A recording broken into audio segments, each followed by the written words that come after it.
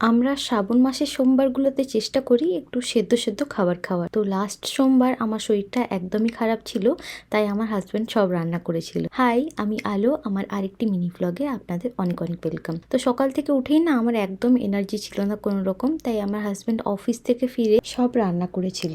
তো আপনারা অনেকেই আমাকে ইনবক্সে প্রশ্ন করে থাকেন যে ওখানে দেশীয় সবজিগুলো কোথায় পাওয়া যায়। তো দেখুন, আমরা সব সবজি ইন্ডিয়ান মার্কেট থেকে পেয়ে যাই। তো ইদানিং আমরা লোটি মার্কেট থেকেও বাজার করছি। তো ওখানেও সমস্ত দেশীয় সবজি যেমন কাঁচা কলা, কচু, কাঁচা পেঁপে, দেশের মতো ওই সেম আলু, ঢ্যাঁড়স সবই পাওয়া যায়। ফলটা অবশ্য সব থেকে ভালো পাওয়া যায় লোটিতে। তো সেদিন আমার হাজবেন্ড স্নান করে পুজো করে সব সবজি কেটে পরিষ্কার করে সব একসাথে কুকারে দিয়েছিল, আর গোবিন্দভোগ চালটা না আলাদা সেদ্ধ করেছিল। তারপর সব কটা সবজিকে এক এক করে নুন, কাঁচা লঙ্কা আর তেল দিয়ে মেখে নিয়েছিল। ছিল কাঁচা কলা সেদ্ধ, আলু সেদ্ধ, কচু সেদ্ধ, ঢ্যাঁড়স সেদ্ধ আর পেঁপে সেদ্ধ। সব কটা মেখে তার উপর একটু করে ঘি দিয়েছিল।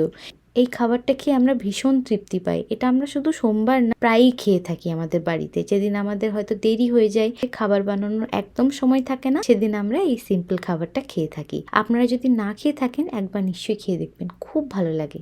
তো এই তো ছিল আজকে শর্টস। বাই।